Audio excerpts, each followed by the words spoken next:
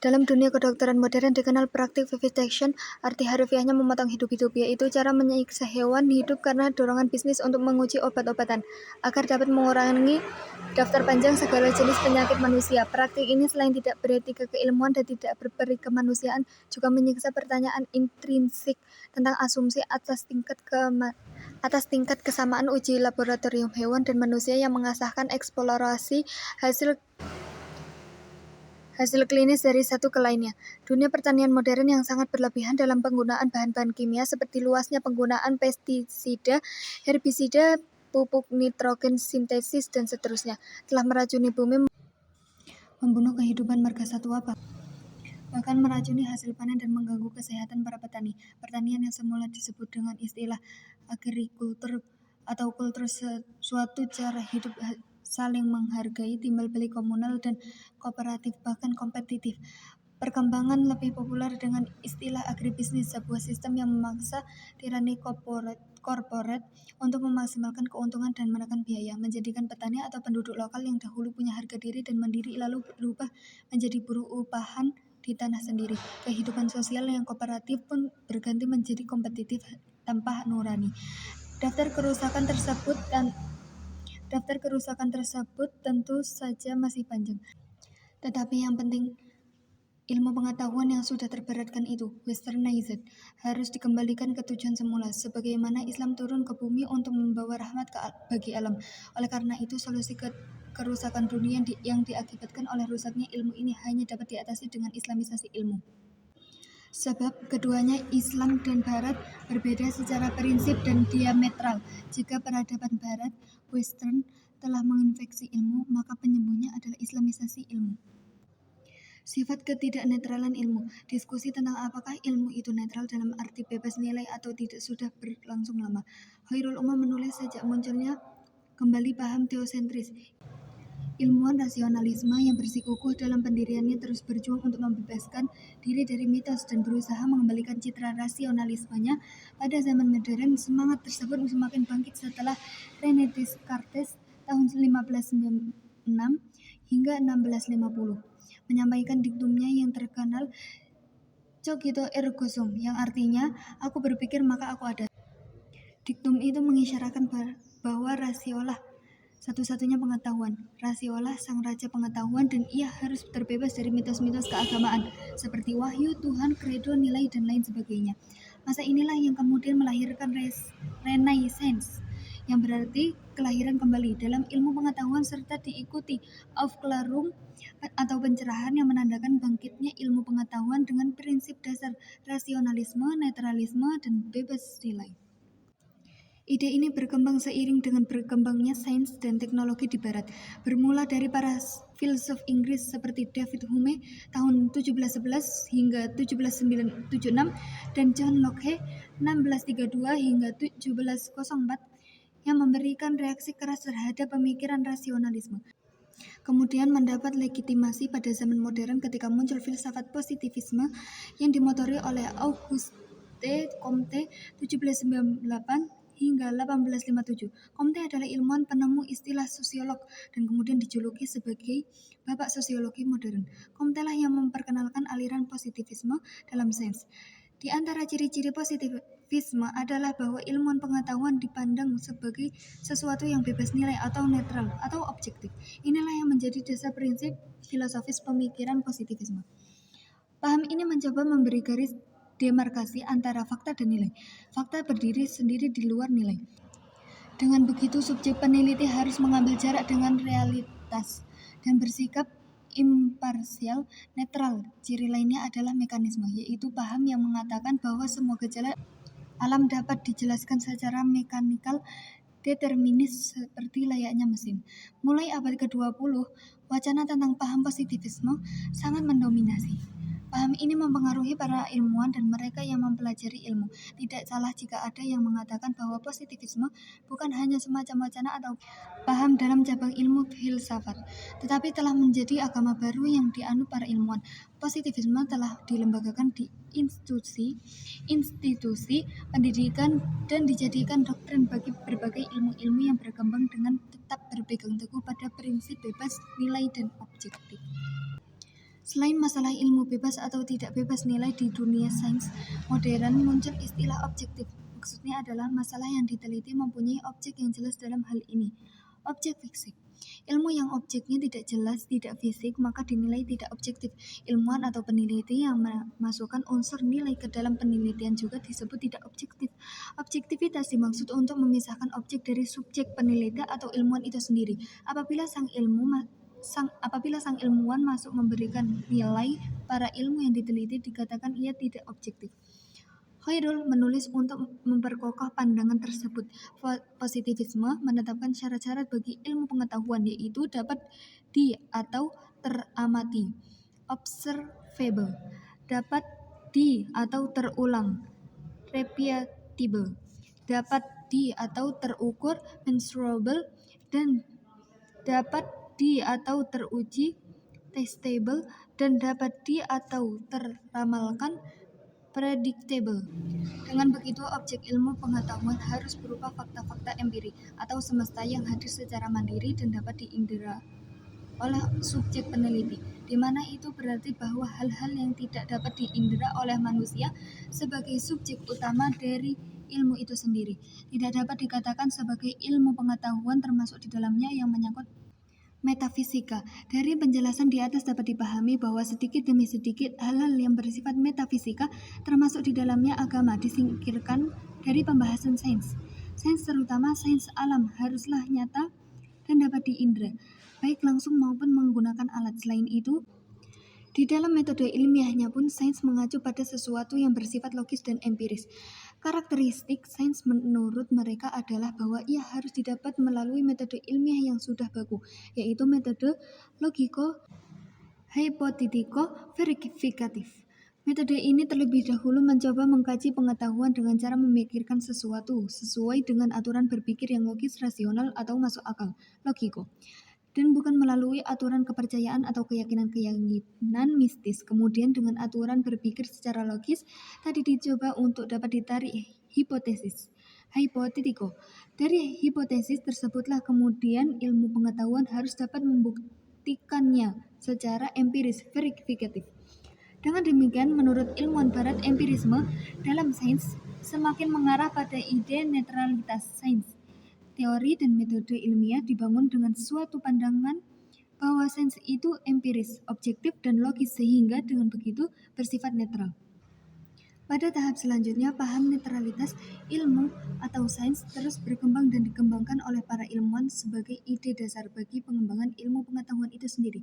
Meski kemudian sempat terjadi pertarungan yang sengit selama kurang lebih 250 tahun antara ilmuwan yang berpegang pada prinsip ilmu bebas nilai dan netral atau objektif, dengan ilmuwan yang berkeyakinan bahwa ilmu itu terikat oleh nilai, tidak netral, dan penuh dengan keterkaitan subjektif. Namun pandangan netralitas ilmu terus menenangkan idenya tersebut.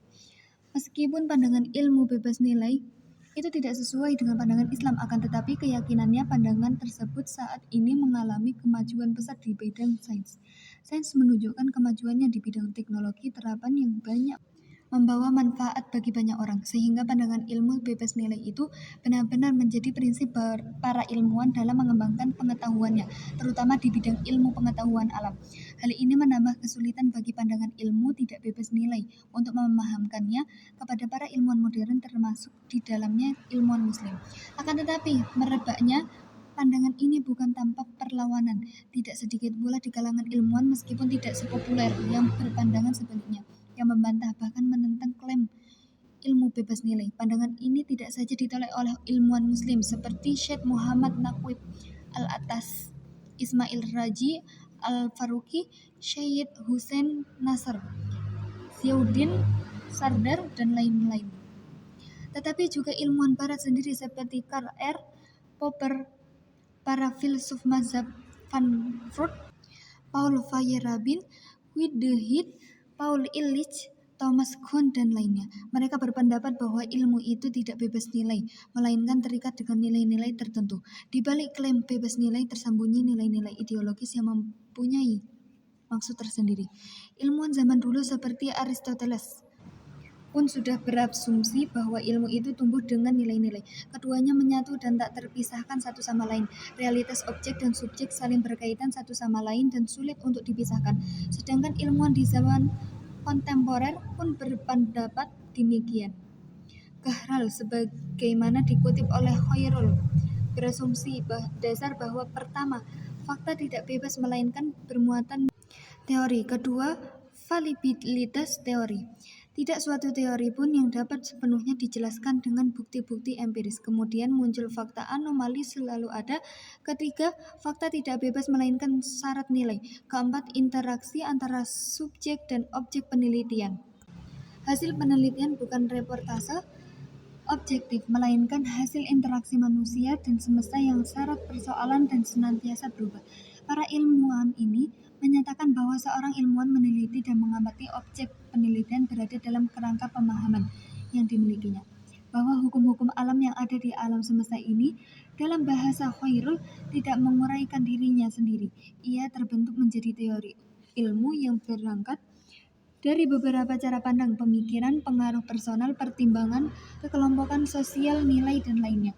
Oleh karena itu, yang sebenarnya adalah ilmu itu tidak bebas nilai dan objektivitas. Suatu ilmu selalu berada pada subjektivitas dan nilai-nilai. Beberapa ilmuwan yang aktif mengemukakan pandangan ilmu itu tidak bebas nilai. Di antaranya adalah Karl Raimund Popper tahun 1902 sampai 1994. Ia adalah seorang pemikir Jerman yang juga aktif dalam lingkaran Wina. Ia mempersalahkan objektivitas ilmu dengan berpendapat bahwa kita tidak pernah bisa memastikan secara logis bahwa kita telah mencapai kebenaran lewat verifikasi terhadap fakta. Meski juga kita dapat semakin mendekati kepastian semacam itu lewat pengguguran teori-teori yang terbukti salah falsifikasi.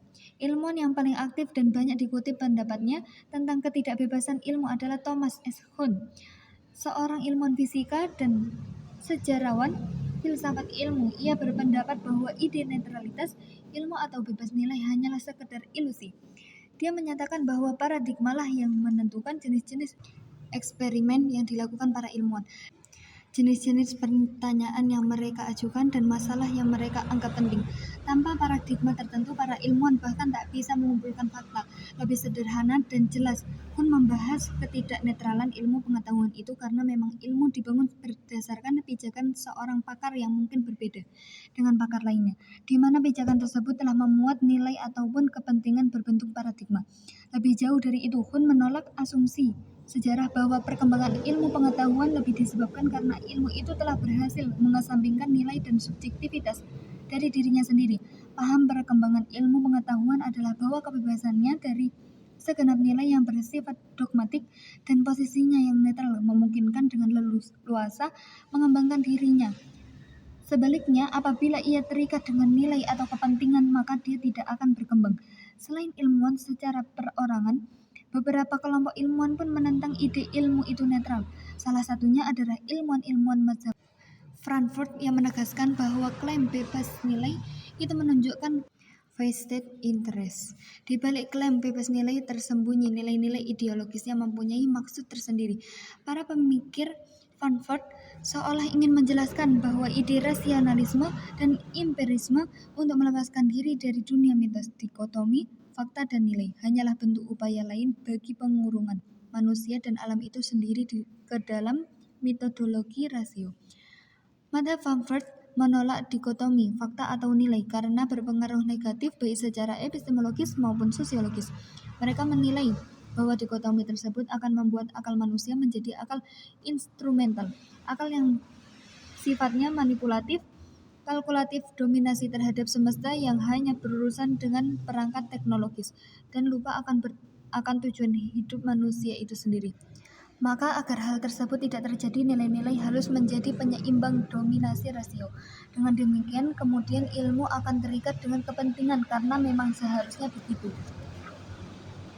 Dari kalangan ilmuwan muslim tampil Syekh Muhammad Naqwi Al-Attas mengemukakan pandangan bahwa ilmu itu tidak bebas nilai. Menurut Tuan Daud, Al-Attas adalah orang pertama di antara sarjana muslim kontemporer yang menganggap ilmu pengetahuan sebagai sesuatu yang tidak bebas nilai. Pada tahun 1973, dia mengingatkan umat Islam mengenai hal ini di dalam bukunya berbahasa Melayu, Risalah untuk Kaum Muslimin.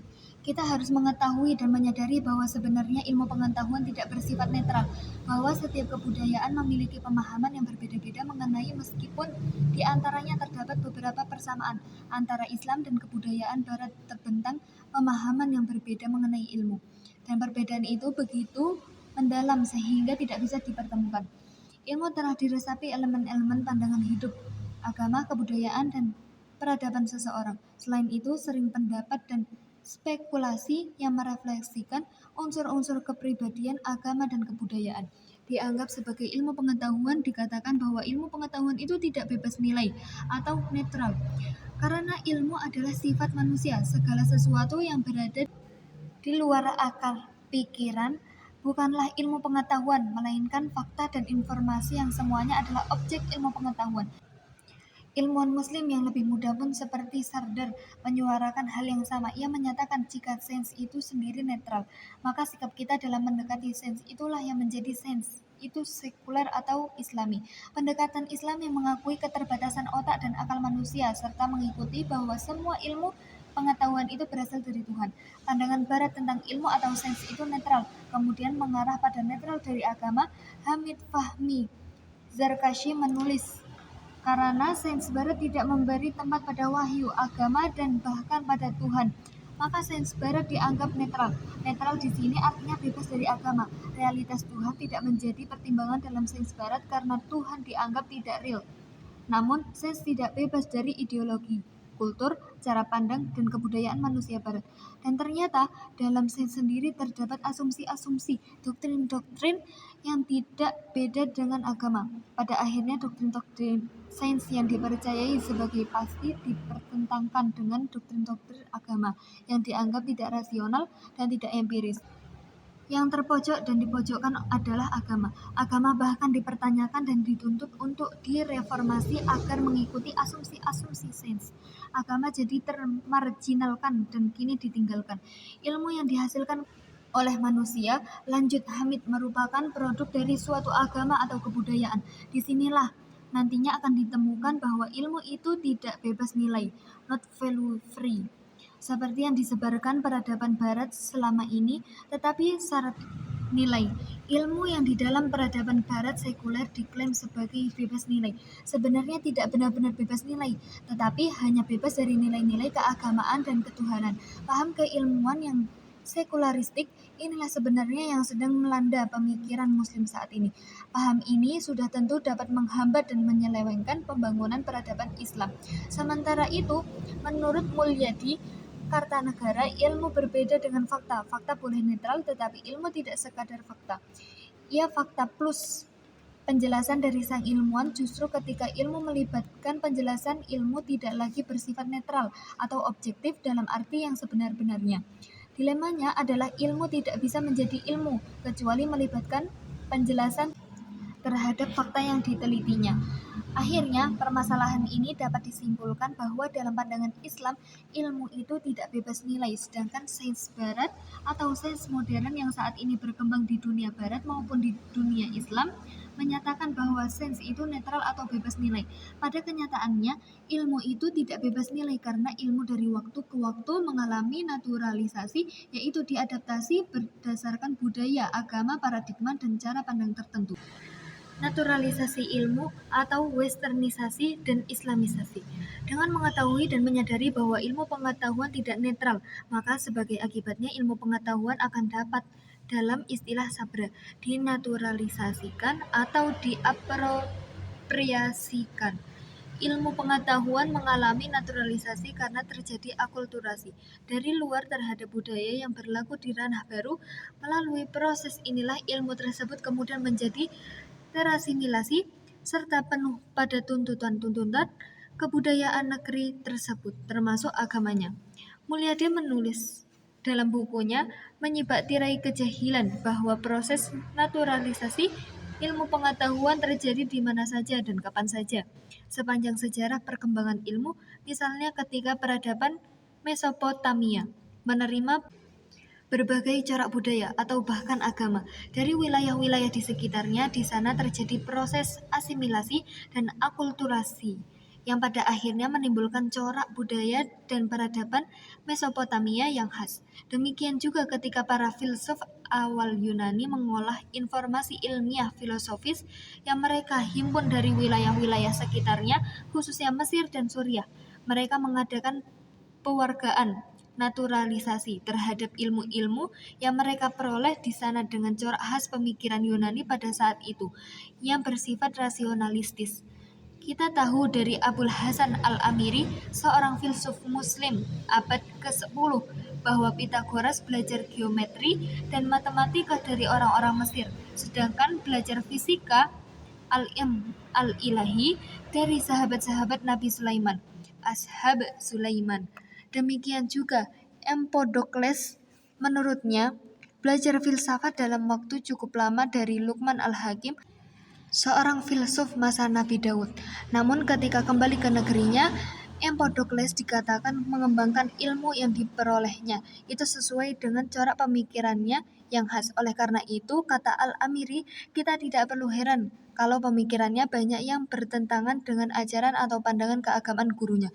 Dengan demikian, kita dapat mengatakan bahwa para filsuf besar Yunani seperti Pythagoras, Empedokles, Plato, dan Aristoteles telah melakukan naturalisasi terhadap ilmu-ilmu yang mereka peroleh dari sumber-sumber yang lebih awal, yang biasanya dikatakan lebih bersifat mitologis daripada ilmiah, ke dalam sebuah kerangka kerja ilmiah filosofis mereka yang lebih rasional. Ilmuwan Muslim terdahulu juga melakukan naturalisasi ilmu dengan menyerap dan mengadaptasi ilmu-ilmu dari Yunani. Naturalisasi atau Islamisasi awal Islam ini akan diuraikan pada bagian sejarah Islamisasi ilmu pengetahuan. Sedangkan ilmu-ilmu Islam yang berkembang di abad pertengahan kemudian dibawa atau diambil Barat dan dinaturalisasi dengan cara disekularisasi. Dengan ilmu yang telah disekularisasi tersebut dibangunlah peradaban Barat yang sekarang ini telah berjaya. Untuk itu perlu kita ketahui proses terjadinya sekularisasi dan rasionalisasi ilmu yang sebelumnya mempunyai aspek-aspek spiritual akhirnya dihilangkan sama sekali, tinggal aspek rasio semata. Peradaban Barat muncul didukung oleh ilmu pengetahuan yang berlandaskan pada aspek rasio semata, bermula dari seorang filsuf Barat bernama René Descartes. Dalam kurung Masehi 1650 yang bergelar Bapak Filsafat Modern yang mengemukakan sebuah pameo yang terkenal sampai saat ini, yaitu Cogito ergo sum, yang artinya aku berpikir maka aku ada. Descartes tidak saja mengukur suatu kebenaran dengan rasio, tetapi mengakui eksistensi seseorang hanya mereka yang menggunakan rasio sebagai asas tingkah lakunya. Pendapat Descartes tentang sumber ilmu adalah rasio dari panca indera ini dikembangkan oleh para filsuf lain seperti Thomas Hobbes, Masehi 1679, Benedict Spinoza, Masehi 1677, John Locke, Masehi 1704, George Berkeley, Masehi 1753, Francois Marie Voltaire, Masehi 1778, Jean-Jacques Rousseau, Masehi 1778, David Hume, Masehi 1776, Immanuel Kant, Masehi 1804, George Friedrich Hegel, Masehi 1831, Arthur Schopenhauer, Masehi 1860, Soren Kierkegaard, Masehi 1855, Edmund Husserl, Masehi 1938, Henry Bergson, Masehi 1941, Alfred North Whitehead, Masehi 1947, Bertrand Russell, Masehi 1970, Martin Heidegger, Masehi 1976, Emilio Betti, Masehi 1968, Hans-Georg Gadamer, Jürgen Habermas, dan lain-lain. Selanjutnya, ide ini melahirkan pembaratan, westernisasi ilmu pengetahuan yang menekankan dasar ilmu pengetahuan adalah rasio dan panca indera. Di dalam perjalanannya, pendapat ini makin menguatkan peran akal sehingga penafian peran wahyu dan melahirkan ide-ide yang sekularistik di antara Immanuel Kant yang menyatakan bahwa pengetahuan adalah mungkin, namun metafisika adalah tidak mungkin karena tidak bersandarkan kepada panca indera. Dalam pandangan Kant, di dalam metafisika tidak terdapat pernyataan-pernyataan sintetik a priori, seperti yang ada di dalam matematika, fisika, dan ilmu-ilmu yang berdasarkan kepada fakta empiris. Kant menamakan metafisika sebagai ilusi transenden atau a transcendental illusion. Menurut Kant, pernyataan-pernyataan metafisis tidak memiliki nilai epistemologis. Metaphysical assertion are without epistemological value. Ide Kant ini membawa pengaruh pada filsuf lain, di antaranya Hegel yang melahirkan filsafat dialektika. Hegel, tesis antitesis. Intinya adalah pengetahuan itu selalu berproses. Tahap yang sudah dicapai disangkal atau didebat untuk melahirkan tahap baru. Sebuah tesis dibuat antitesisnya untuk melahirkan sintesis. Jika yang menyangkal antitesis kalah kuat dengan yang disangkal tesis, maka tesis tersebut tetap dipertahankan dan menjadi sintesis. Ide ini kemudian melahirkan paham ateisme yang diusung oleh diantaranya Ludwig Feuerbach tahun 1804 hingga 1872 yang berpendapat bahwa prinsip filsafat paling tinggi adalah manusia, bukan Tuhan.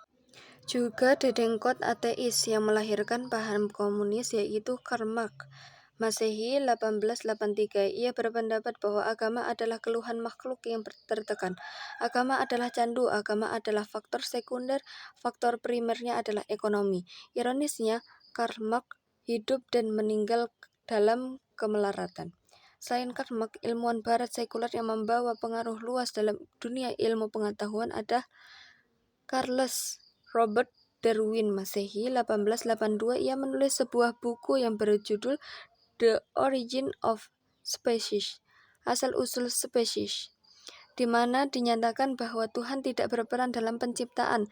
Makhluk hidup bisa hidup dan bertahan karena faktor adaptasi pada lingkungan, adaptation to the environment. Mereka yang mampu beradaptasilah yang akan bertahan di muka bumi, survival for the fittest. Bagian lain yang berpengaruh paham ateis adalah bidang sosiologi. Auguste Comte, bapak sosiologi, memandang kepercayaan kepada agama merupakan bentuk keterbelakangan masyarakat. Dalam pandangan Comte, masyarakat berkembang melalui 3 fase teoritis. Pertama, fase teologis, bisa juga disebut sebagai fase fiktif. Kedua, fase metafisik, bisa juga disebut sebagai fase abstrak. Ketiga, fase saintifik, bisa juga disebut sebagai fase positif. Karakteristik dari setiap fase itu bertentangan antara satu dan yang lainnya. Dalam fase teologis, akal manusia menganggap fenomena dihasilkan oleh kekuatan goib. Dalam fase metafisik, akal manusia menganggap fenomena dihasilkan oleh kekuatan-kekuatan abstrak atau entitas-entitas yang nyata, yang menggantikan kekuatan goib. Dalam fase positif, akal manusia menyadari bahwa tidak mungkin mencapai kebenaran yang mutlak. Pendapat Comte yang menolak agama diikuti oleh sosiolog yang lainnya seperti Emile Durkheim, Masehi 1917, dan Herbert Spencer. Agama, tegas Spencer, bermula dari mimpi manusia tentang adanya spirit di dunia lain. Lalu berbagai disiplin ilmu lain yang ateistik juga bermunculan.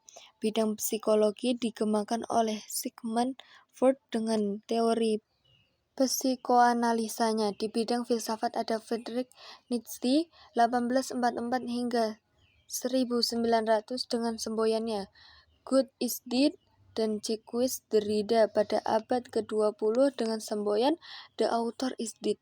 Dan masih banyak bidang ilmu yang dikembangkan oleh mereka yang berpaham ateis akibat meletakkan dasar keilmuan hanya kepada rasio dan panca indera. Westernisasi ilmu pengetahuan telah melahirkan paham-paham liar seperti ateisme, relativisme, skeptisme, liberalisme, dan sebagainya. Di dalam paham-paham tersebut tidak ada tempat bagi al-wahyu, bahkan kehidupan transenden pun tidak diakui karena hanya yang nyatalah dan dapat dibuktikan secara empiris sajalah yang diterima. Dari situlah mulai dirasakan bahwa dasar rasio bagi Barat sekuler telah melahirkan kepincangan, kekacauan, dan kerusakan di dunia ini. Paham utama dalam peradaban Barat seperti sekularisme, utilitarianisme, dan materialisme telah membuat ilmu pengetahuan kehilangan tujuan yang hakiki dan hanya berfungsi memenuhi hawa nafsu dan kebutuhan jangka pendek. Meskipun ilmu pengetahuan dan teknologi yang mereka ciptakan mampu melahirkan peradaban Barat yang seperti terlihat maju sekarang ini, namun diakui kemajuan tersebut tidak membawa pada ketenangan, kedamaian, dan keadilan. Berbagai kerusakan yang ditimbulkan peradaban Barat akibat kesalahpahaman dalam epistemologi ilmu telah diuraikan panjang lebar pada bagian latar belakang penelitian. Mengingat salah satu sifat ilmu adalah dapat dinaturalisasi dan pada kenyataannya dalam sejarah ilmu selalu mengalami naturalisasi. Mulai dari Mesir, Mesopotamia, Yunani, Islam kemudian dikeluarkan. Maka sangat wajar dan alami apabila ilmu atau sains yang sekarang ini sekuler bisa diislamkan. Dalam konteks membangun peradaban Islam yang berlandaskan ilmu pengetahuan, dewesternisasi berarti Islamisasi ilmu pengetahuan. Islamisasi ilmu yang dimaksud tentu hanyalah ilmu pengetahuan Barat modern kontemporer, tidak termasuk Turots Islami. Ilmu ini atau Turots tidak pernah terpisah dari Tuhan sebagai hakikat sebenarnya dan sumber ilmu pengetahuan. Jadi ketika digunakan ungkapan Islamisasi ilmu pengetahuan yang dimaksud adalah ilmu pengetahuan kontemporer. Ide Islamisasi ilmu pengetahuan muncul dari premis bahwa ilmu pengetahuan kontemporer tidak bebas nilai, value free, tetapi syarat nilai, value laden. Ilmu pengetahuan yang tidak netral ini telah diinfus ke dalam praduga-praduga agama, budaya, dan filosofis, yang sebenarnya berasal dari refleksi kesadaran dan pengalaman manusia Barat. Jadi ilmu pengetahuan modern harus diislamkan. Mengislamkan ilmu bukanlah pekerjaan mudah seperti labelisasi. Selain itu, tidak semua dari Barat berarti ditolak karena terdapat sejumlah persamaan dalam Islam. Oleh sebab itu, seseorang yang mengislamkan ilmu perlu memenuhi prasyarat, yaitu ia harus mampu mengidentifikasi pandangan hidup Islam, the Islamic worldview, sekaligus mampu memahami peradaban Barat. Berbicara tentang Islamisasi, tidak bisa lepas dari peran pemikiran Syekh Muhammad Naqib Al-Attas, penggagas awal ide Islamisasi ilmu pengetahuan. Al-Attas menurut Wendaud telah menemukan 3 di antara temuan ilmiah terpenting dunia Islam abad ini, yaitu problem terpenting yang dihadapi umat Islam saat ini adalah masalah ilmu pengetahuan. Ilmu pengetahuan modern tidak bebas nilai atau netral. Umat Islam perlu mengislamkan ilmu pengetahuan masa kini. Penjelasan lebih gamblang tentang teori Islamisasi Al-Attas telah dikompilasikan dalam karyanya berjudul Islam and Secularism dan dilanjutkan pada buku Prolegomena to the Metaphysics of Islam. Islamisasi menurut Al-Attas adalah pembebasan manusia dari unsur magic, metodologi, animisme, dan tradisi kebudayaan kebangsaan serta dari penguasaan sekular atas akal dan bahasanya.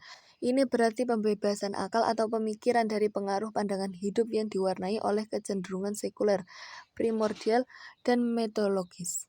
Jadi Islamisasi ilmu pengetahuan adalah program epistemologi dalam rangka membangun peradaban Islam, bukan masalah labelisasi, seperti Islamisasi teknologi yang secara peyoratif dipahami sebagai Islamisasi kapal terbang, pesawat radio, handphone, internet, dan sebagainya.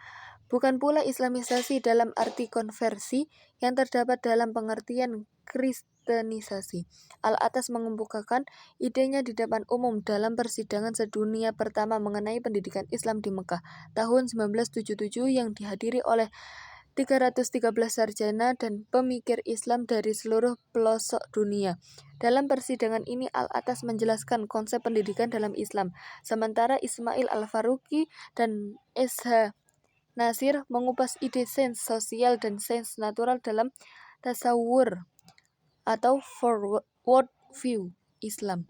Sebelumnya, S.H. Nasir telah mengutarakan perlunya usaha Islamisasi ilmu modern pada tahun 1960-an. Dalam konteks sains Islam, beliau meletakkan konsep sains Islam dalam aspek teori dan praktek melalui karyanya Science and Civilization in Islam 1968 dan Islamic Science 1976. Sementara itu, Al-Faruqi dalam karyanya yang berjudul Islamization of Knowledge, General Principles and Workman 1981 menjelaskan pengertian Islamisasi ilmu sebagai usaha untuk mengajukan kembali ilmu, yaitu untuk mendefinisikan kembali, menyusun ulang data, memikir kembali argumen dan rasionalisasi yang berhubungan dengan data tersebut, menilai kembali kesimpulan dan tafsiran, membentuk kembali tujuan, dan melakukan dengan memperkaya visi dan perjuangan Islam. Islamisasi ilmu pengetahuan kontemporer. Jauh setelah proses Islamisasi ilmu di awal Islam, umat Islam mengalami kemunduran dan kemerosotan. Di pihak lain, ilmu atau sains yang dikembangkan di dunia barat mengalami kemajuan yang sangat pesat dan signifikan. Sedangkan sains yang berkembang maju sekarang tersebut secara diametral berbeda dengan ilmu dalam pandangan Islam. Kemerosotan umat akibat ilmu pengetahuan yang dalam istilah al-atas disebut dengan ilmu pengetahuan kontemporer telah diuraikan panjang lebar oleh para ilmuwan muslim. Bahkan menurut Wan Daud, ada 3 di antara temuan ilmiah terpenting di dunia Islam yang sangat berpotensi mempengaruhi perjalanan kehidupan umat Islam secara mendalam dan menyeluruh di abad ke-15 Hijriah ini. Telah ditemukan oleh Al-Atas, yaitu 1. Problem terpenting yang dihadapi umat Islam saat ini adalah masalah ilmu pengetahuan. 2. Ilmu pengetahuan modern tidak bebas nilai atau netral, sebab dipengaruhi oleh pandangan-pandangan keagamaan, kebudayaan, dan filsafat yang mencerminkan kesadaran dan pengalaman manusia barat. Dan 3. Umat Islam oleh karena itu perlu mengislamkan ilmu pengetahuan masa kini dengan mengislamkan simbol-simbol linguistik mengenai realitas dan kebenaran. Maka di akhir abad ke-20 dimulailah upaya-upaya untuk mengislamkan ilmu pengetahuan yang digagas oleh beberapa ilmuwan. Namun sebelum masuk ke esensi Islamisasi, ada satu hal yang harus diselesaikan mengenai penggunaan istilah dan definisi Islamisasi. Permasalahan istilah dan definisi Islamisasi. Istilah Islamisasi sains atau sains Islam seringkali disalahpahami, bahkan oleh para ilmuwan itu sendiri. Bagi sebagian orang, sains adalah sains, dan sebagaimana tidak ada sains Kristen atau sains Yahudi, begitu pula tidak ada sains Islam. Salah satu yang berkomentar seperti itu adalah ilmuwan Islam tersohor, penerima hadiah Nobel Fisika Abdus Salam. Dia berkata, hanya ada satu sains universal, problem-problemnya dan bentuk-bentuknya adalah internasional, dan tidak ada sesuatu seperti sains Islam sebagaimana tidak ada sains Yahudi, sains Hindu atau sains Kristen. Osman Bakar menyatakan sekelompok orang muslim kontemporer mempertanyakan legitimasi istilah sains Islam dengan berargumen bahwa kaum muslimin di masa lalu tidak pernah menggunakan istilah seperti itu. Jawaban kami adalah bahwa jika para ilmuwan muslim di masa lalu tidak menggunakan istilah sains Islam sewaktu mengacu pada sains dalam peradaban mereka sendiri, maka yang demikian itu disebabkan kebutuhan adalah hal ini belum muncul. Istilah definitif Islam diperlukan manakala kita harus membedakan antara segala sesuatu yang dipandang Islami dan yang dipandang tidak Islami. Ini khususnya berlaku ketika segala sesuatu itu demikian sangat penting, sehingga ketidakmampuan dalam melakukan perbedaan yang diperlukan bisa menimbulkan kebingungan dan keracuan dalam pikiran kaum muslimin dan berdampak negatif pada pemahaman mereka dan pengalaman agama Islam berikut peradabannya. Sudah barang tentu, sains modern termasuk salah satunya. Di masa lalu, lanjut Osman, para ilmuwan muslim tidak menghadapi berbagai tantangan dari sains-sains tak islami sedemikian rupa sehingga memaksa mereka untuk melakukan perbedaan tersebut. Ada 2 alasan utama untuk itu. Pertama, dalam kenyataannya tidak ada sains tak islami yang penting untuk dibicarakan waktu itu.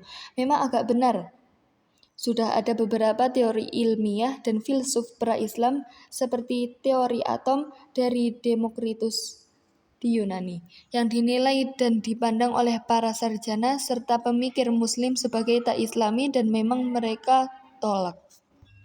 Namun sebagaimana umumnya pandangan mereka, sains-sains kuno yang mereka warisi dan sains-sains kontemporer yang mereka bersentuhan dengannya pun sesuai dengan perspektif Islam tentang tauhid. Ini berlaku khususnya pada sains Aristotelian, arus utama pemikiran ilmiah Yunani yang masuk ruang kultural peradaban Islam yang baru terbentuk. Tak kurang dari Al-Ghazali, ulama kritikus terkenal atas Aristoteles, mengakui spirit monoteisme dari pemikiran filosofis dan ilmiah Aristoteles.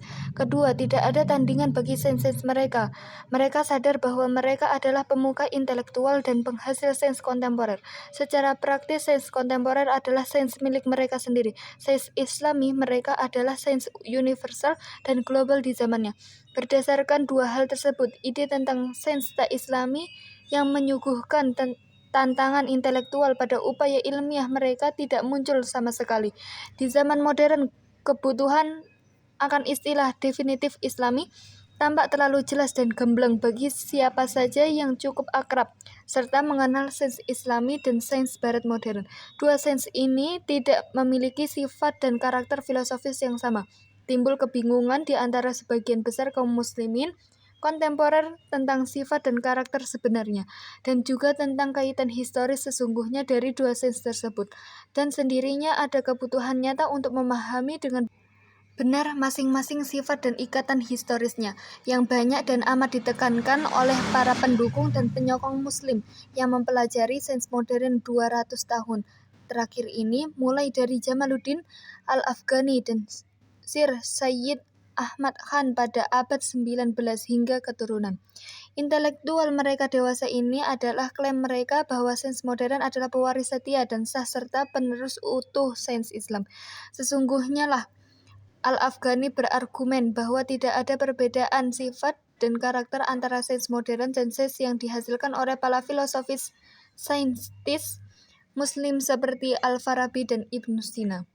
Dalam hal tertentu seperti soal-soal yang berkaitan dengan sifat dan peran metodologi ilmiah dan sifat rasional dan logis dari bahasa wacana ilmiah serta pengaturan berbagai institusi keilmuan. Sains modern memang dipandang sebagai kelanjutan dari tradisi keilmuan Islam, akan tetapi ini hanyalah satu sisi gambaran sesungguhnya dari sebuah hubungan yang jauh lebih kompleks atau rumit dari dua sains tersebut.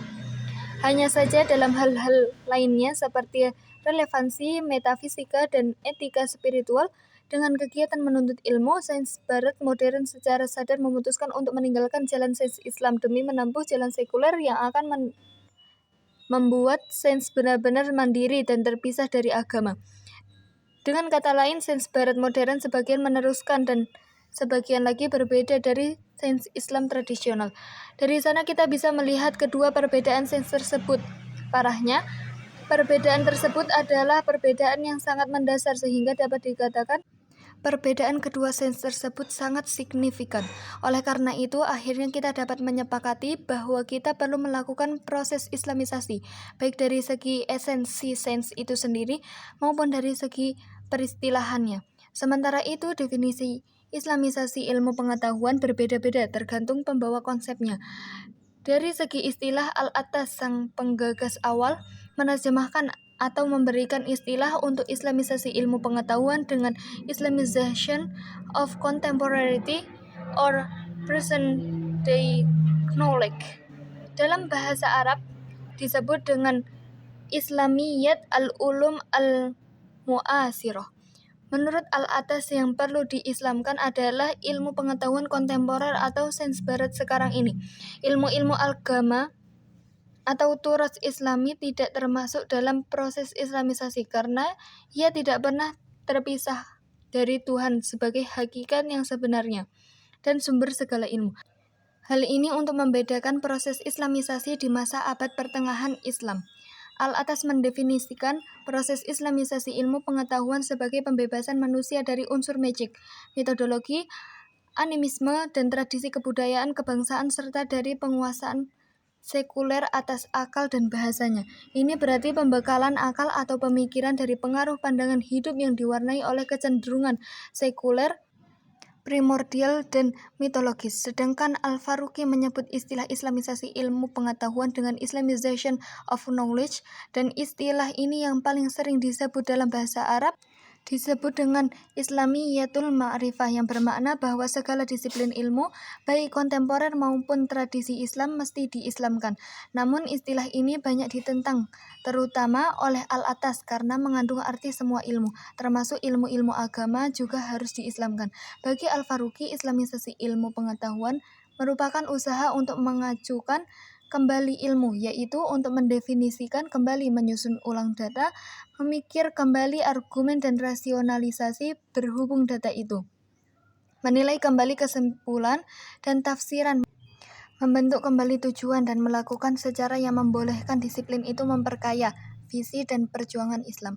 Banyak para ilmuwan mendefinisikan Islamisasi ilmu pengetahuan, di antaranya MD Ghulam Muhyiddin, Asisten Profesor Department of Management Islamic University, Kustia, Bangladesh, menyatakan, makna dari Islamisasi ilmu pengetahuan adalah membebaskan aspek-aspek umum dari ilmu pengetahuan yang berhubungan dengan bentuk kehidupan praktis, rasa ketidakpercayaan, keraguan-raguan, dan rasa pesimistik. Kemudian merestrukturisasikannya melalui analisa-analisa dan penjelasan dari kalimat Allah SWT dan hadis Rasulullah SAW.